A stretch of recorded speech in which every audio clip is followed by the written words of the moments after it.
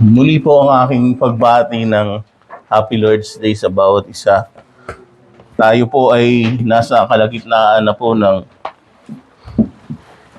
taon. Naranasan natin ang katapatan ng Diyos at patuloy nating mararanasan pa. Tayo po ay naniniwala na ang Diyos po natin ay mananatiling tapat. Kaya po, tayo po'y manalangin. Aming Ama, kami bilang iglesia ay lumalapit sa iyo upang minsan pa ay humingi ng mana ng buhay na nanggagaling sa iyo. Sa aming pag-aaral ng iyong salita, makita at gawin naming yaman si Kristo at ang lahat ng ito ay magagawa namin sa tulong ng illumination ng banal na Santong Espiritu. Maraming salamat pagkat nasa iyo ang salita ng buhay, aming Kristo Jesus. Amen. Inanyayaan ko po ang bawat isa na tumayo habang ating binabasa ang salita ng Diyos. Atin pong buksan ang ating mga Biblia sa Deuteronomio 6, chapter 4, verses 9. Ito po ang mapagpagaling at nagbibigay buhay na salita ng Diyos. Pakinggan mo, O Israel, ang Panginoon nating Diyos ay iisang Panginoon at iibigin mo ang Panginoon mong Diyos ng iyong buong puso at ng iyong buong kaluluwa at ng iyong buong lakas. Ang mga salitang ito na aking inuutos sa iyo sa araw na ito ay ilalagay mo sa iyong puso at iyong ituturo ng buong sikap sa iyong mga anak at iyong sasabihin sa kanila kapag ikaw ay nakaupo sa iyong bahay, kapag ikaw ay lumalakad sa daan, at kapag ikaw ay nahihiga, at kapag ikaw ay bumabangon. At iyong itatali ang mga ito bilang tanda sa iyong kamay at bilang panali sa iyong noo, at iyong susulat ang mga ito sa pintuan ng iyong bahay at sa mga pasukan ng iyong mga bayan. Deuteronomy 6, chapter 4, verses 4 to 9. Makakaupo na po ang bawat isa. Marami pong salamat. Kilala po ang pamilyang Gotti bilang isa sa mga pinakabantog na pamilyang sangkot sa organized crime sa United States. Si John Gotti ay namuno po sa Gambino crime family, isa sa mga 5 families ng mafia sa New York City, at nahatulaan noong 1992 sa mga kasong racketeering at pagpatay. Habang nakakulong po ang ama, nagsilbing acting boss naman po ang anak na pinangalan din kasunod sa kanya, John Gotti alias Junior Gotti, nasangkot din sa mga kasong may kaugnayan sa organized crime. Sa kabilang banda rin po, lumaki si Charles Haddon Spurgeon sa isang tahanang may matibay na pundasyon ng pananampalataya sa Diyos. Pareho pong pastor ang kanyang ama at lolo, kaya maaga niyang natutunan ang salita ng Diyos. Sa edad po na 19, naging pastor siya sa Metropolitan Tabernacle sa London. Dahil sa kanyang makapangyarihang pangangaral ng salita ng Diyos, tinagurian siyang Prince of Preachers at patuloy siyang nagiging pagpapala sa maraming iglesia ngayon sa pamamagitan ng kanyang mga sermon at aklat.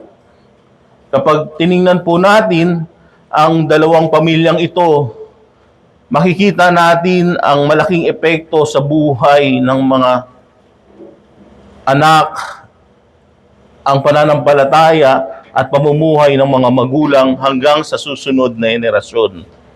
Hindi lang po ari-arian o apelyido ang iiwan natin sa ating mga anak. Ipapamana rin po natin maging ang ating pananampalataya at pamumuhay. Iyan po ang gustong iparating ni Moises sa mga talatang ating binasa sa Deuteronomy 6.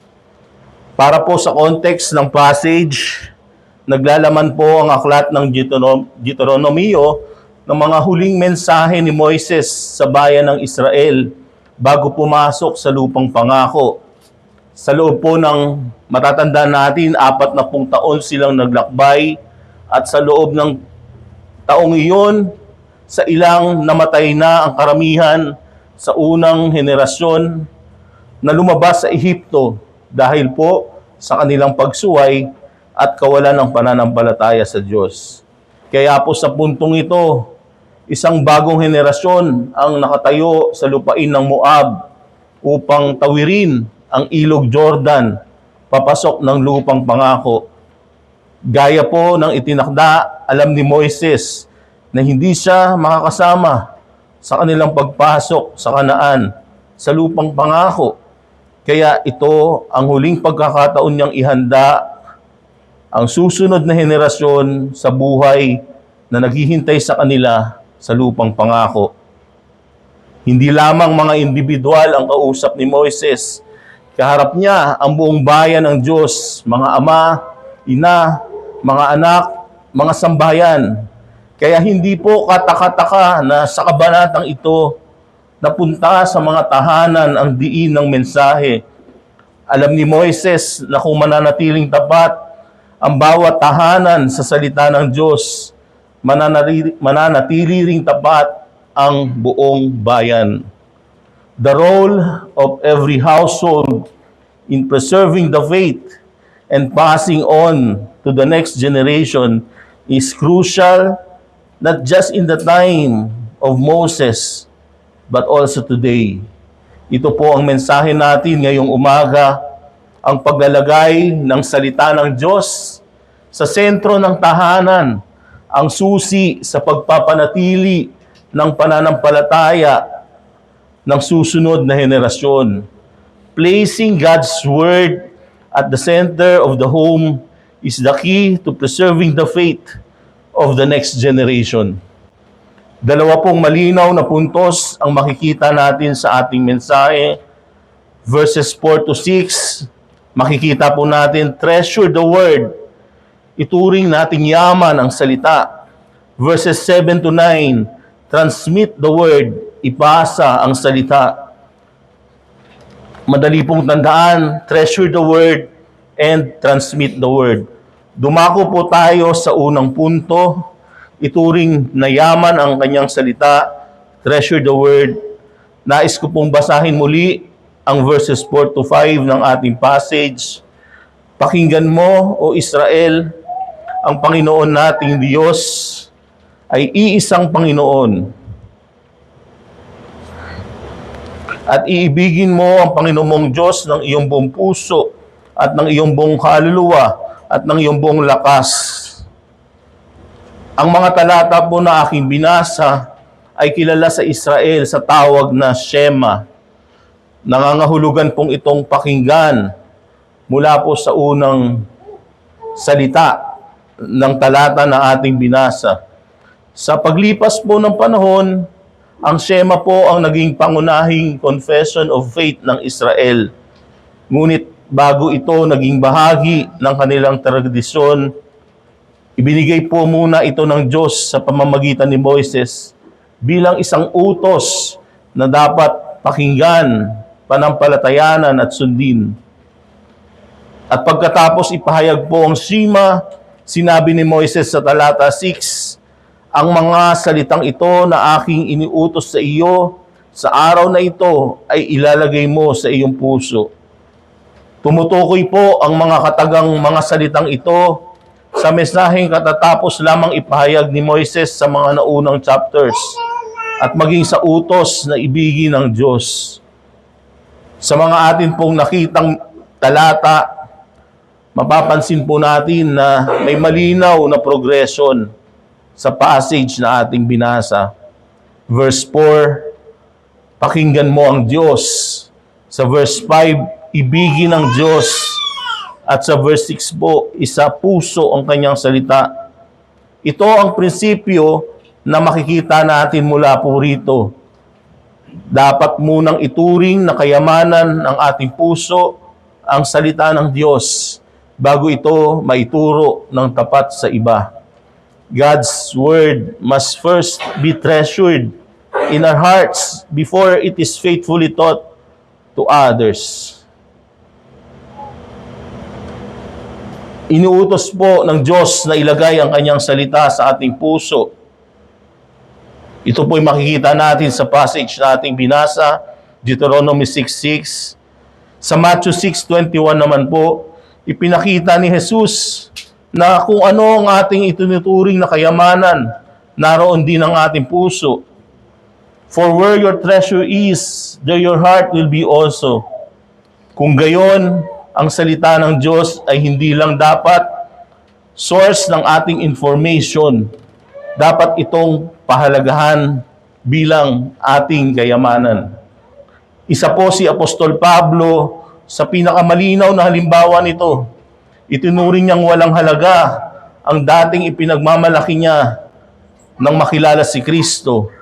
Ang sabi niya sa Philippians 3:7-8, whatever gain I had, I counted as lost for the sake of Christ.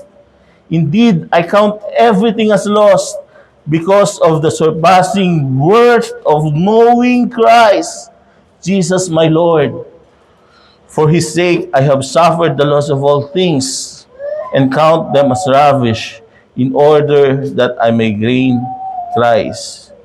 Itinuring po ni Pablo na kayamanan ang pagkakakilala niya kay Kristo Jesus. Dahil si Kristo at ang kanyang salita ang naging kayamanan ng puso ni Pablo na bago ang kanyang buhay at buong katapatan niya itong naituro sa iba. Nakapagtatag siya ng maraming iglesia na mababasa natin sa ating mga Biblia. Ngunit ang tanong, paano nga ba nagiging kayamanan ang salita ng Diyos sa puso ng isang tao? Suriin po natin ang ating passage ngayon para sa sagot. Una, pakinggan ang kanyang salita. Kapansin-pansin po na nagsimula ang Shema sa panawagang, pakinggan mo, O Israel. Sa Deuteronomio po, hindi ito minsanang panawagan lamang. 6 na beses po itong inuulit. Nagpapakita po ng kahalagahan ng pakikinig sa salita ng Diyos.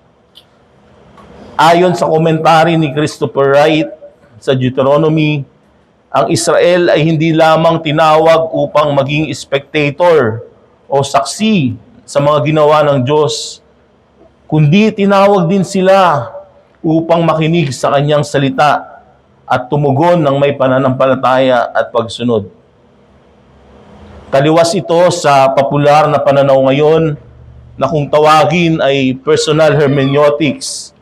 Sa pananaw na ito, sapat ang personal na karanasan sa Diyos upang gawing pamantayan ng interpretasyon sa lahat ng katotohanan.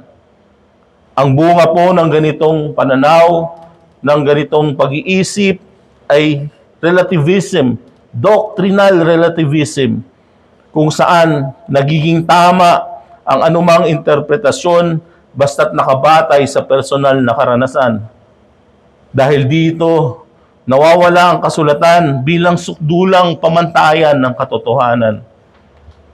Kung babalikan po natin ang Deuteronomy 6, chapter 4-5, mapapansin natin po na iisang pangungusap lamang ang mga talatang ito. Dahil po dito, hindi natin maaaring paghiwalayin ang dalawang talata. Kaya sinabi din po ni Wright, nothing could be more propositional than verse 4 and nothing could be more personal than verse 5. Pag pinag-uusapan po ang propositions, tinutukoy nito ang mga katotohanang ipinapahayag ng Diyos, kung sino siya. Samantalang tumutugon naman tayo ng personal sa katotohanan iyon, ang ibigin siya. Sa Biblia, hindi lamang po natin nararanasan ang pagkilos ng Diyos. Nagsasalita rin siya ng katotohanan. Inihahayag niya ang katotohanan tungkol sa kanyang sarili sa pamamagitan ng kanyang salita. Kaya tayo'y patuloy na iniimbitahan ng Diyos sa palagiang pakikinig sa mga katotohanang matatagpuan sa kanyang mga salita. Pangalawa po, ibigin ang Diyos. Mapapansin natin sa ating binasa na may dalawang bahagi ang Shema. Una, ipinahayag nito ang katotohanan tungkol sa Diyos. Ang Panginoon nating Diyos ay iisa. Iisang Panginoon. Ito po ang knowledge of God. Ikalawa, inalalahad din ito ang nararapat na tugon ng tao. Ibigin mo ang Panginoon mong Diyos ng buong puso, buong kaluluwa, at buong lakas. Ito po ang duty of man. Mapapansin natin, doctrine precedes duty. Ngunit maaari nating itanong, bakit iniuutos ang pag-ibig? Hindi ba kusang nangyayari iyon? Madalas po kasing iportray ng mga pelikula, ng mga romantic novels, romantic films, na basta na lamang dumarating ang pag-ibig. Walang paliwanag at nakabatay lamang sa damdamin. Ngunit hindi lamang po emosyon o biglaang damdamin ang pag-ibig sa Diyos. Ang pag-ibig sa Diyos ay bunga ng pagkilala kung sino ang Diyos, ng pag-unawa sa kanyang pag-ibig sa atin, at ng pagtugon sa kanyang biyaya.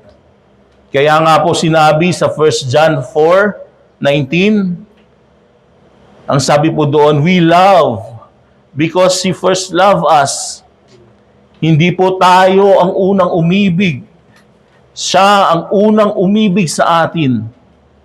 Kaya po hindi paglikha ng pag-ibig ang utos na ibigin ng Diyos. Sa tuwing tayo'y inuutusan na ibigin natin ang Diyos, hindi po tayo lumilikha ng pag-ibig, kundi tumutugon lamang tayo sa pag-ibig na una nating tinanggap.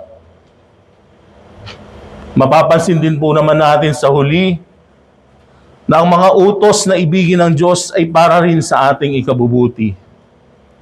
Nilalang tayo para sa Diyos.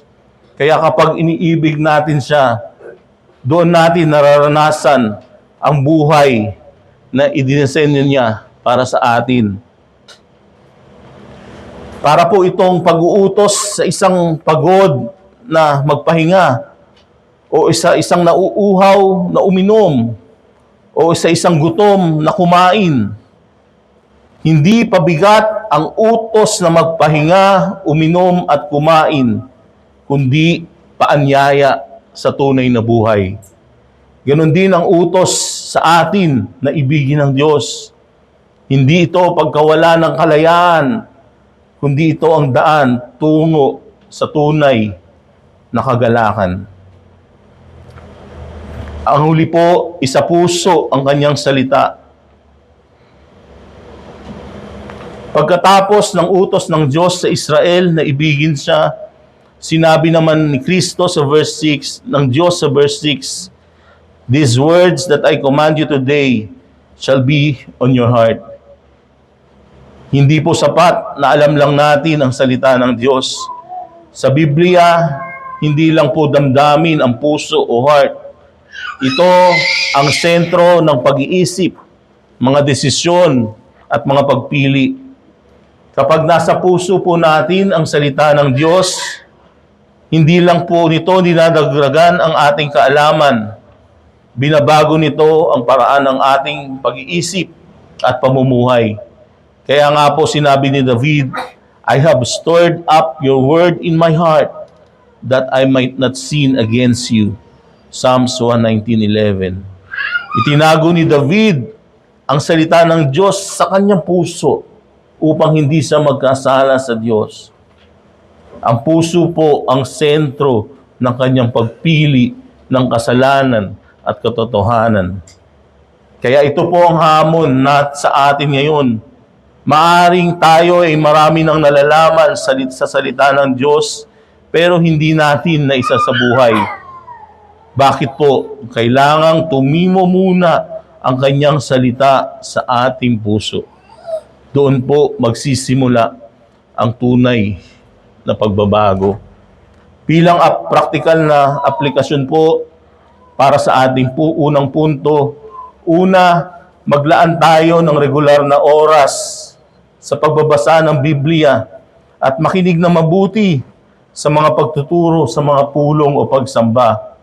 Iwasan natin ang mga distraksyon at sikaping maunawaan kung ano ang nais iparating ng Diyos sa atin upang may sabuhay natin ang kanyang salita. Ikalawa po, ipakita ang pag-ibig sa Diyos sa pamamagitan ng pagsunod sa kanyang mga utos sa araw-araw. Halimbawa, maging tapat, mabait at mapagpatawad kahit mahirap, dahil ito ang nagpapakita na mas mahalaga sa atin ang kalooban ng Diyos kaysa sa sariling kagustuhan.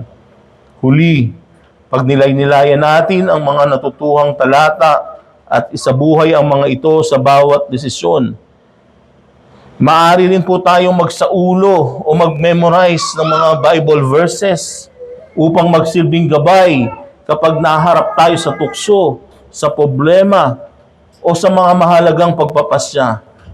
Pagsikapan natin ang mga bagay na ito sapagkat maipapasa lang natin sa susunod na henerasyon kung ano ang itinuturing nating yaman sa ating buhay. Nais ko pong ulitin ang puntong ito, maipapasa lang natin sa susunod na henerasyon kung ano ang itinuturing nating yaman sa ating mga buhay.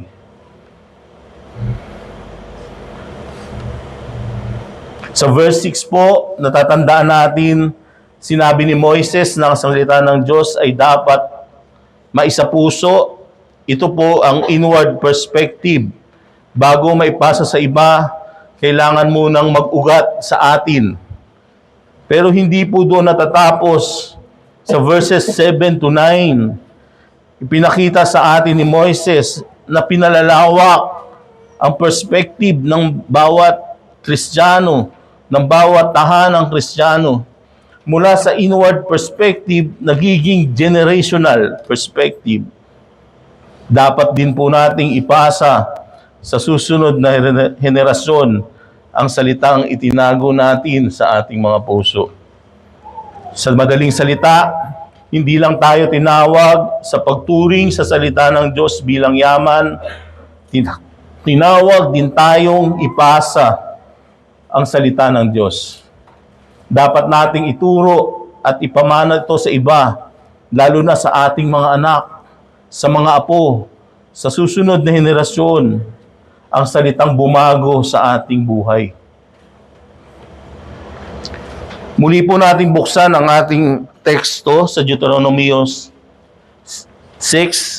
Basahin po natin yung verses 7 to 9.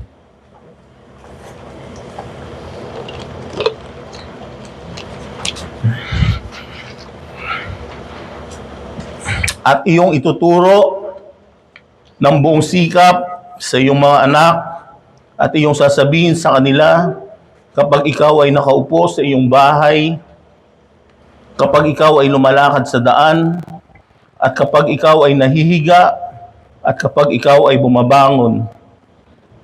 At iyong itatali ang mga ito bilang tanda sa iyong kamay at bilang panali sa iyong noo. At iyong susulat ang mga ito sa pintuan ng iyong bahay at sa mga pasukan ng inyong mga bayan.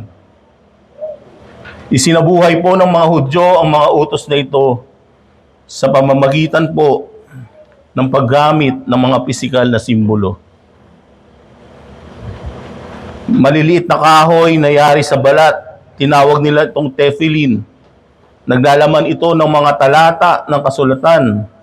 Itinatali nila sa kamay at noo bilang paalaala na dapat gumabay sa kanilang pag-iisip at mga gawain ang salita ng Diyos.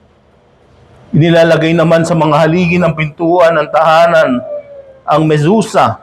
Naglalaman din ito ng mga talata mula sa batas at propeta bilang tanda ng buong sambahayan ay kabilang sa tipan ng Diyos.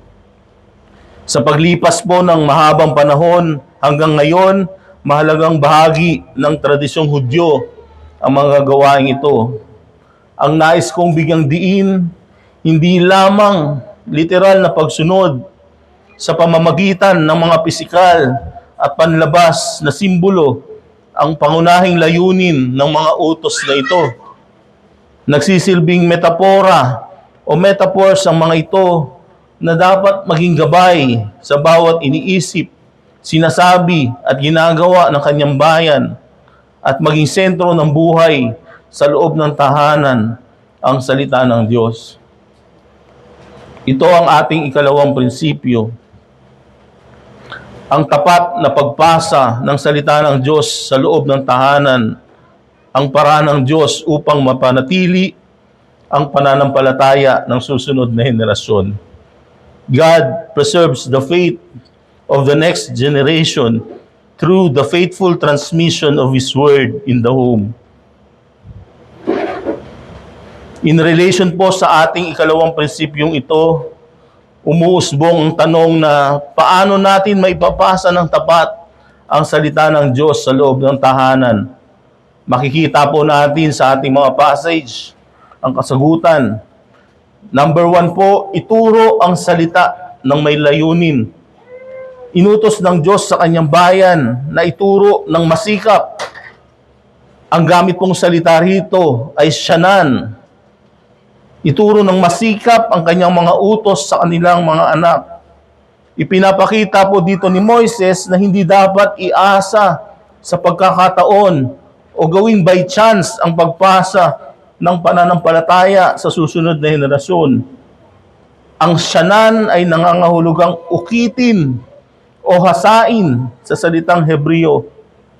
Nagpapakita po ito ng larawan ng maingat, sinasadya, at paulit-ulit na pagtuturo ng mga magulang sa mga anak. Bilang mga magulang, may pananagutan po tayong aktibong hubugin ang puso at isipan ng ating mga anak sa pamamagitan ng salita ng Diyos. Number 2 po, patuloy na pag-usapan ang salita. Bukod po sa formal na pagtuturo, inuutos din ni Moises na sa Deuteronomy 6:7b, pag-usapan mo ito kapag nakaupo ka sa iyong bahay at kapag naglalakad ka sa daan, kapag nahihiga ka at kapag bumabangon ka. Ipinapakita po ng pandiwang pag-usapan o yung verb na pag-usapan na hindi lamang itinuturo ang salita ng Diyos sa mga itinakdang oras, kundi dapat maging likas na bahagi ito ng pang-araw-araw na buhay natin bilang Kristiyano. Mapapansin natin sa passage ang mga pares ng salitang nakaupo, naglalakad, nahihiga, bumabangon. Babasahin ko po sa passage. Pag-usapan kapag nakaupo ka sa iyong bahay at kapag naglalakad ka sa daan, kapag nahihiga ka at kapag bumabangon ka. Tinutukoy ang lahat ng kapag sinabi pong nakaupo, naglalakad, tinutukoy ang lahat ng ginagawa mula pag-upo at paglalakad at maging lahat ng ginawa sa pagitan nito. Ito po yung tinatawag na merism sa Biblia. Isa pong figure of speech na gumagamit ng dalawang magkasalukat na sitwasyon. Halimbawa nga po, umupo, maglakad, upang ipahiwatig ang kabuuan. Kaya po pag sinabi sa Biblia na from the rising of the sun to the setting of the same, ibig pong sabihin nun, buong araw. Kaya po kapag nakaupo, naglalakad, tinutukoy po ang lahat ng ginawa mula pag-upo sa loob at ng tahanan at paglalakad sa labas ng tahanan at maging sa lahat ng gawain na nasa pagitan nito. Gayon din, hindi lamang tumutukoy sa oras ng pagtulog at paggising ang nahihiga at bumabangon, kundi sa Biblia, sa buong takbo ng maghapon mula sa pagsisimula ng araw hanggang sa pagtatapos nito at lahat ng nangyayari sa pagitan nito. Sa madaling salita, walang bahagi ng pang-araw-araw na buhay ng mga mananampalataya ang hiwalay sa impluwensya ng salita ng Diyos. Habang kumakain, nagmamaneho, naghahatid ng mga anak, namimili, nagtatrabaho, o nagpapahinga.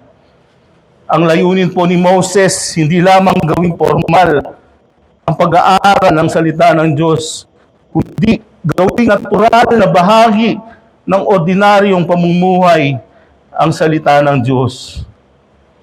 Ito po ay upang makita na susunod ng henerasyon na hindi lamang para sa loob ng simbahan ang pananampalataya, kundi para sa buong buhay. Ang huli po, ipakita ang salita sa buhay. Dapat ding makitang isinasabuhay ng mga magulang ang salita ng Diyos. Ito ang pagtuturo sa pamamagitan ng ating mga buhay na patotoo. Nang sabihin po ni Moises na itali ang mga utos ng Diyos sa kamay at noo, gumagamit siya ng metaphor. Sumasagisag ang kamay sa ating mga gagawain at ang ating mga noo sa isip at sa ating mga saloobin. Ibig pong sabihin, dapat parehong nakaayon sa kalooban ng Diyos ang ating iniisip at ating ginagawa. Gayon din ang sabihin niyang isulat ang mga salita ng Diyos sa haligi ng pintuan at sa mga pintuang bayan. Ipinapakita nito na dapat makita ang salita ng Diyos sa bawat bahagi ng ating buhay. Nagpapaalala po ang pintuan ng bahay na kailangan nakasentro sa Diyos ang ating tahanan. Sumisimbolo naman po ang pintuang bayan bilang sentro ng publikong buhay noon na dapat isabuhay ang salita ng Diyos maging sa publiko. Ipinapakita nito na hindi lamang para sa pribadong buhay ang pagsunod sa Diyos, kundi pati sa pakikipasalamuha sa kapwa sa pampublikong pamumuhay. Sa madaling sabi, hindi lang hanggang kaalaman ang makita, hindi lang hanggang kaalaman ang mga utos ng Diyos. The purpose of God's Word is not just for information only. Dapat din itong malinaw na nakikita sa ating buhay. Bilang aplikasyon, madali nating maipakita ang ating pananampalataya po sa malaking pagsubok. Kapag tayo humarap sa malubhang sakit, nawalan ng trabaho, o may mabigat na krisis sa buhay, mas madaling manalangin o magbasa ng Biblia. Pero ang totoo, mas mahirap patunayan ang pananampalataya sa mga ordinaryong sandali. Paano po tumutugon ang bawat nanay na narito kapag biglang nasira ang washing machine habang naglalaba? Paano tumutugon ang mga tatay na narito kapag naipit sa matinding traffic? Paano po tumutugon ang mga lola at lolo na narito kapag sobrang makulit o pasaway ang mga apo? Paano tayo tumutugon sa mahabang pila o sa mga planong hindi natutuloy? Sa mga simpleng sitwasyon pong ito, nakikita kung tunay tayong ginagabayan ng salita ng Diyos sa ating isip, sa salita at kilos. Dito rin po natututo ang ating mga anak, ang ating mga apo, hindi lamang sa ating itinuturo, kundi sa ating isinasabuhay sa araw-araw. Bilang encouragement po, una, mga kapatid, ito po ang panahon upang magtatag tayo ng family worship sa ating mga tahanan. Huwag nating hintayin na maging perpekto ang ating pamilya o maging expert muna tayo sa Biblia. Hindi perpektong pamilya ang hinahanap ng Diyos, kundi mga tahanang handang ilagay ang kanyang salita sa sentro. Magsimula po tayo sa maliit, magbasa ng kasulatan, ipaliwanag ito ng simple, umawit ng isang salmo, at manalangin ng sama-sama. Hindi ho kailangang mahaba, ang mahalaga ay ang katapatan at pagiging regular ng family worship. Kung sa bawat tahanan ninyo po, mayroon na kayong family worship, huwag kayong tumigil. Kahit hindi nyo agad makita ang bunga, magtiwala kayo na ginagamit ng Diyos ang kanyang salita upang hubugin ang inyong pamilya. Ang bawat gabing sama-sama kayong nakikinig sa kanyang salita, sama-sama kayong nag-aaral sa kanyang salita, ay isang pamumuhunan o investment sa susunod na henerasyon. Mga magulang na naririto, aking mga kapatid sa Panginoon, walang mas dakilang pamana na maiiwan ninyo sa inyong mga anak kaysa sa isang tahanang ang Diyos at ang kanyang salita ang sentro. Kaya po sa biyaya ng Panginoon, gawing nating bahagi ng ating pang-araw-araw na buhay ang family worship. At ipasa natin ang katotohanan ng Diyos sa susunod na henerasyon. Pangalawa, huwag tayong magsawa sa pagtuturo ng salita ng Diyos sa ating mga anak, sa ating mga apo, lalong higit sa kanilang mga formative years. Totoo pong may mga doktrina sa Biblia na nangangailangan ng mahabang pag-aaral at pananalangin upang lubos na maunawaan kahit nating mga nakakatanda. Ngunit payak ang ebanghelyo upang maunawaan kahit ng isang batang 5 taong gulang o mas bata pa. Kung paano natuto ng numbers, letters, animals, fruits, ang bata sa pamamagitan ng mga visual cues, tayong mga nakatatanda ay tinulungan din naman tayo mismo ng Diyos sa pamamagitan ng mga konkretong larawan sa Ebanghelyo. Ipinakita ng sabsaban ang pagsilang ni Kristo, ang kordero na kanyang handog para sa kasalanan, ang krus na kanyang kamatayan, ang tinapay at saro na kanyang katawan at dugong inalay, ang bakanteng libingan na kanyang muling pagkabuhay, at ang ulap at korona na kanyang muling pagparito bilang hari. Ganito ang paraan ng Diyos sa pagtuturo sa atin. Bilang ating may lalang, ibinababa niya ang kanyang kapahayagan sa antas ng ating pangunawa. Gumigamit siya ng mga larawan, mga bagay, mga parabola na pamilyar sa atin upang maipahayag ang kanyang katotohanan. Ito ang tinatawag sa theology na divine accommodation. Kaya huwag nating isipin na masyado pang bata ang ating mga anak para sa Ebanghelyo. Maaring hindi pa nila maunawaan ang lahat ng lalim ng teolohiya, ngunit maaari na nilang makilala si Kristo sa pamamagitan ng mga visual na simbolo ng Ebanghelyo. Habang paulit-ulit nilang naririnig, nakikita ang kanyang salita sa tahanan, unti-unti silang lalago sa pagkaunawa at pag-ibig sa Kanya. Sa huli po, alalahanin natin ang Diyos ang naghahari ngayon. Saklaw ng Kanyang paghahari ang ating tahanan. Hindi hiwalay ang bawat pamilya sa kaharian ng Diyos. May ganap na kapamahalaan si Kristo, hindi lamang sa iglesia, ngunit sa buong sangnilikha. Sabi ni Kristo sa Mateo 28:18, ang lahat ng kapamahalaan sa langit at sa ibabaw ng lupa ay naibigay na sa akin.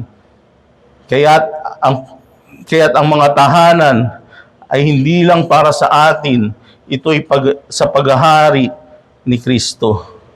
Bahagi ito ng kanyang kaharian na dapat magpasakop sa kanyang salita.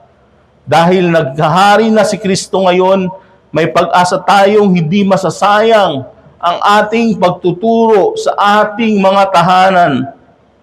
Ang hari na nag-utos na ituro ang kanyang salita sa ating mga anak ay siya ring hari na mag-iingat at magpapalago sa pananampalataya ng susunod na henerasyon. Kaya manatili tayong tapat sa ating tungkulin at ipagkatiwala natin sa naghaharing Kristo ang magiging bunga nito. Kaya nga dapat nating patayin ang kasalanan ng pagpapabaya sa salita ng Diyos, kapwa sa ating personal na buhay at sa ating mga tahanan. Madalas, mas inuuna nating pakainin ang katawan kaysa ang kaluluwa. Hindi natin nakakalimutan kumain araw-araw, 3 times a day, 5 times a day. Ngunit madali nating isang tabi ang pagbabasa ng Biblia kapag tayo'y nagiging abala. Nalilimutan natin ang family worship kapag tayo'y nagiging abala. Ngunit ang tahanan po ang unang lugar ng pagdidisipulo. Hindi inaatang ng Diyos ang pangunahing pananagutan ng pagdidisipulo sa mga pastor. Hindi po sa mga iglesia. Ito'y iniatang niya sa ating mga magulang. Kapag pinabayaan natin ang salita ng Diyos, may ibang tinig na papalit sa pandinig ng ating mga anak. Papalit ang tinig ng mundo, ang tinig ng social media, ang tinig ng ating kultura na magbibigay laman sa kanilang mga puso. Walang tahanan po ang neutral kung hindi ang salita ng Diyos ang humuhubog sa ating pamilya, may ibang huhubog sa ating mga tahanan. Kaya magsisi tayo sa ating pagpapabaya sa salita ng Diyos. Hilingin natin na bigyan tayo ng Panginoon ng panibagong pag-ibig sa Kanyang salita at ng katapatang gawing itong sentro ng ating buhay at ng ating mga tahanan. Kung tayo po'y magiging tapat sa ating sarili, marami sa atin ang may pagkukulang sa salita ng Diyos. May mga panahon nga na pinababayaan natin ang salita ng Diyos. Ngunit ang mabuting balita, hindi po tayo iniligtas ng Diyos dahil naging perpekto tayong mga magulang o disipulo. Si Jesucristo po ang tunay at ganap na anak na umibig sa Ama ng buong puso, buong kaluluwa at buong lakas.